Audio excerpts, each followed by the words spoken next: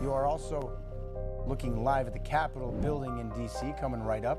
Actually, we don't have that, but earlier today, President Biden said he is willing to accept tougher measures to secure the U.S.-Mexico border. The president is embracing efforts on Capitol Hill to pass legislation. This coming after House Speaker Mike Johnson warned on Friday that the emerging border deal in the Senate is dead on arrival in the House. Some of the proposals would give the Department of Homeland Security new authority to close the border if daily migrant crossing reaches 4,000. Rosemary? And Paul, migrant advocates are strongly against portions of that proposed border deal. The executive director of the Border Network for Human Rights says nothing in the deal would solve this immigration issue. He is frustrated by these ongoing negotiations. I think what we are doing is just doing some band-aids to something that is going to continue bleeding in that way. Fernando Garcia, the executive director of the Border Network for Human Rights, is not impressed by this emerging border deal. This has become a political circus rather than anything else. They are talking about more Border Patrol agents, more enforcement-only strategies, and there's nothing in regards to relief for the humanitarian crisis. If passed into law, it would give the president the authority to shut down the border when it's overwhelmed.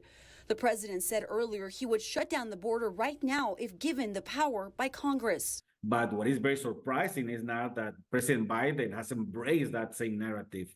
And honestly, we're shocked.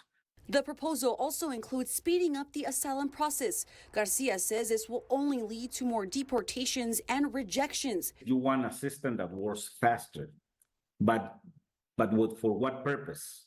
To move asylum seekers faster, to deport them faster, or a system that can guarantee them legal rights and legal protections and guarantee them access to attorneys. He says this border bill needs a more comprehensive solution. Everybody's talking about the border and nobody's talking about really fixing the system, because nothing that is being in this plan presented by President Biden or the Republicans is fixing the system. It's not reforming immigration.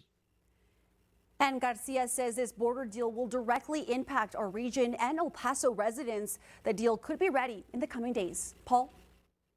The state prison in Ciudad Juárez called CERESO 3 has been seeing an increase in cats and the populations around it recently. Now, the state will work with the city to retrieve dozens of cats currently living inside of the jail. ABC 7's Juárez correspondent Heriberto Perez has the story.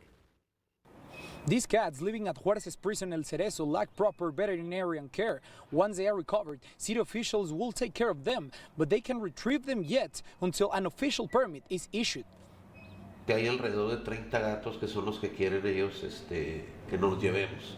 The city's director of ecology, Cesar Diaz, was saying there are around 30 cats the state wants to remove from the Juárez jail. The Juárez Ecology Department would like state officials to hold them in a same place to recover them easier. If not, the jail staff will need to coordinate so that they won't have to chase the cats across the jail. Como un escudo o lograr que no hubiera una plaga de ratones. This cat population initially started as a system to prevent a mice-borne plague due to different factors such as food, humidity, and the area where the jail is located. Tenemos bastante cupo para gatos, ahí las jaulas de los gatos casi no las utilizamos. If these cats are recovered, they will be taken to the city's Animal Welfare Department, which currently has capacity for cats. In Ciudad Juárez, Heriberto Pérez, ABC 7.